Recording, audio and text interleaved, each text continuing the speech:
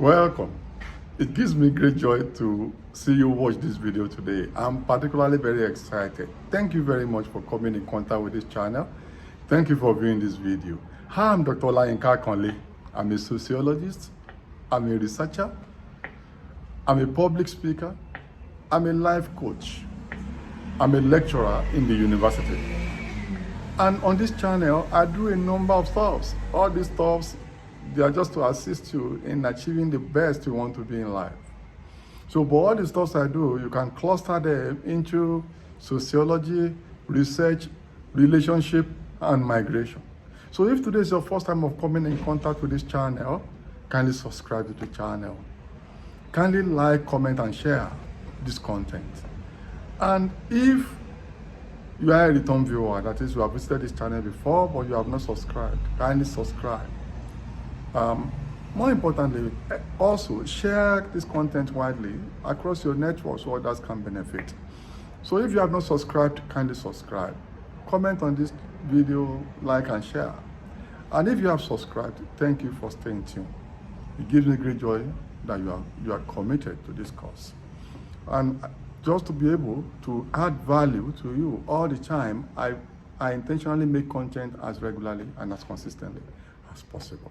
So thank you. So what am I going to be talking today? I'm going to be talking about how to ensure remittances sent home from abroad are used effectively. How to ensure remittances sent home from abroad are used properly.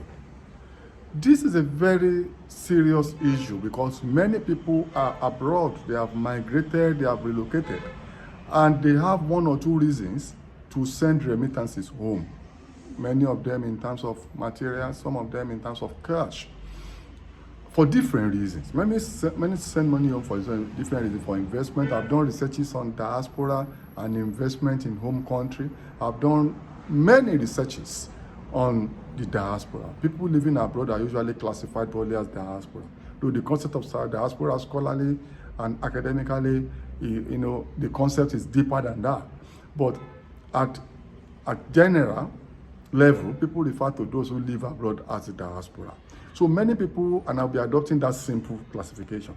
So those people who live abroad have reasons to send money home, different things home, to support their family, some for investment, some to assist their families for upkeep, many of them for different reasons, to set up their family.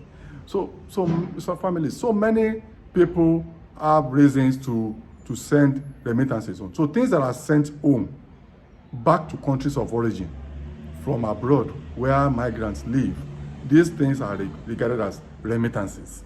The money migrants send back home, resources, capital, all those things are regarded as remittances. And these remittances are one of as a collective, remittances represent huge resources sent back to poor countries across the world. There are not less than 1 billion people across the world involved in remittances, whether as senders or as receivers. Receivers can account for as much as 800 million people globally, not less than 800 million people. And migrants that send money back home, or monies back home, or remittances back home, are not less than 200 million people. So, many households in poor countries, remittances represent as much as 60% of their what can I call it now? Of the things they need to survive. As much as 60% household depend on remittances from migrants abroad, and billions of United States dollars are sent back to poor countries. Over time, and sometimes huge billions every year. And poor countries, a lot of them depend on remittances. In fact, the recent statistics have shown us that even in some countries, the amount they receive in remittances, the amount are more than their gross domestic product. And in many poor countries, remittances have overtaken their foreign direct investment. So remittances are big deals in poor countries. So are you surprised I'm talking about it? There are so many households that depend entirely on remittances from their kin or friends abroad. And there are different uses that households or people at home countries of migrants, that there are different uses they put remittances to. Many of them use it for livelihood support, feeding. They use it for feeding. Many use it for education. They use it to pay tuition and other resources for education. Many use it for health, to take care of the aging population or sick population. So I've talked about feeding, I've spoken about health, education, and many of them for investment also. Many use it for investment, many use it for shelter, to build houses for families here and there. So it's very important. So when you rely on remittances for shelter, you rely on it for feeding, you rely on it for education, you rely on it for investment to start businesses, you rely on it for health, you rely on a lot of things that people depend on money from migrants for, quite a lot. So I've done researches on remittances and household welfare in poor countries. So these are things I've done researches into. So, and I know. So why is this very important? Aside the volume, aside the humongous amount that, or remittances that migrants send back to poor countries, and aside the fact that many households depend on these remittances. Now, aside all of this, to the extent that it's so huge that it has overtaken foreign direct investment, has overtaken gross domestic product of some countries, that some households cannot survive without receiving remittances. But of more concern to me that led to this, after careful research and observations and interactions with migrants and their kin, of huge interest to us, is that many of the remittances are put to wrong uses, to the frustration of those people that are sending the money home. Some people become dependent and entitled. They refuse to work anymore. And this is among the negative of remittances. Many simply don't work anymore. They just simply wait for the handout that will come from abroad, from kin abroad. Even when life is not so rosy for these people abroad also.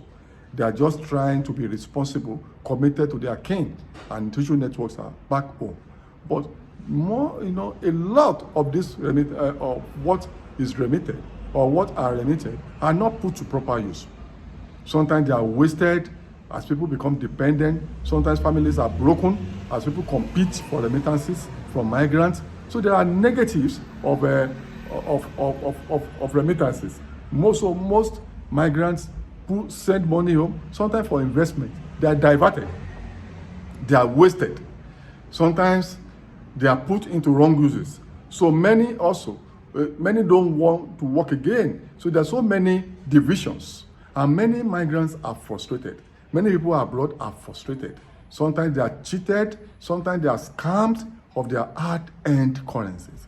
So I suppose that they want to support their kin back home, their families back home, their friends back home, to be able to live good life, have good education, so that they can exit poverty trap, get good health care, so that so their life expectancy can increase. Support household back home so that they can have businesses and enhance their life chances and become people that are great in life.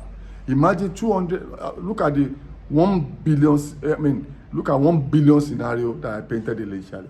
Only 200 people servicing 800 million. You can see the proportion. It's actually unbalanced. Yet, these people continue to struggle. Life is not easy abroad.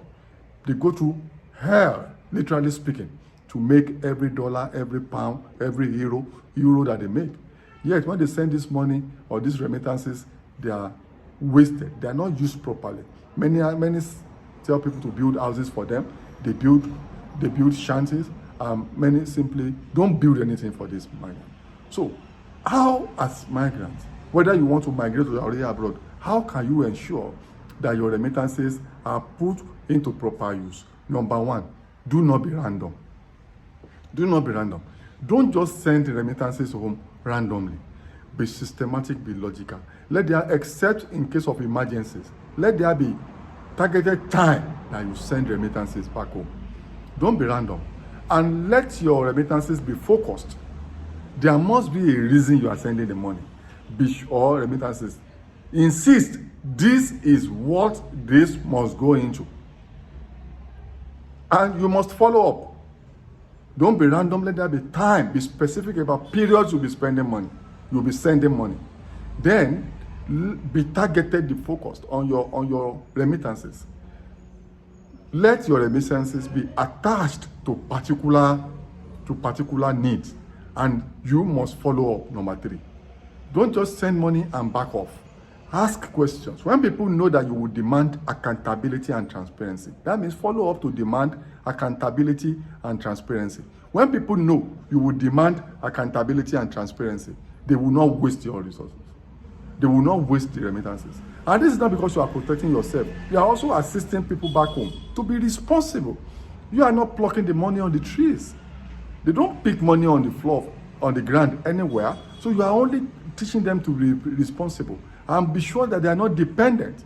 They don't become layabout, waiting for you to send the next handout. Because you also want to empower them to build their capacity so that you can also have rest. You also don't want to be the one shouldering all the responsibilities of family. So don't be random, and target, focus your remittances and follow up. Another thing you have to do is that don't have blind trust. I've lived abroad. I also live in poor countries, so I've seen things. Don't trust people and say, I trust him, I trust her. He or she will use the money effectively or properly. It's not true. They may waste the money. Anybody can waste anybody's money. So no blind trust.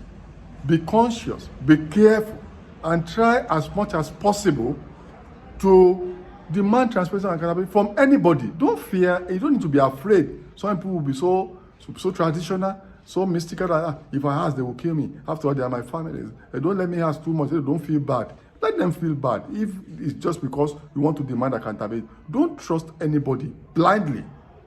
Anybody can be greedy. It's human nature. Anybody can be selfish. It doesn't matter how much religion, how religious they are, or any other reason. So don't trust anybody blindly. Give an element of doubt so you can monitor effectively. And don't be afraid. Don't fear anybody. You are the one sending the remittances. Don't fear anyone. Be bold. Be bold. Fear nobody. No unnecessary fear. Follow up and demand answers to your questions. Another very important point I want to mention here is that get what I call third-party monitors. Third-party monitors to help you monitor your remittances. If you have sent money for investment, if you have sent money for property or shelter, if you have sent money for education or health, get people that will help you follow up as third-party monitors. What do I mean by third-party monitors? These will be people that are external to your kinship network or social network. They will not be part of your family members. They will not be part of your friends. They are independent. If it means giving them extra money to do the job, why not? They just become like your auditor. Let them follow up. You don't need to be afraid of anything that they will say, I'm monitoring them. Am I calling them thieves? It doesn't matter. So get independent monitors that will help you follow up. If you are sending money to people to build houses for you or build investment, get a third party, a totally different person to go and check, do background check. Let them do follow up for you. You cannot be around all the time, even if you come as regularly as possible. You are not there every day. So get third party monitors that will help you follow and give you independent report. These third party monitors may be hidden, may be covert, may not be overt, may not be known to the people you are sending remittances to. They may not know them. It's better for them to remain unknown so they can do their job as objectively as possible.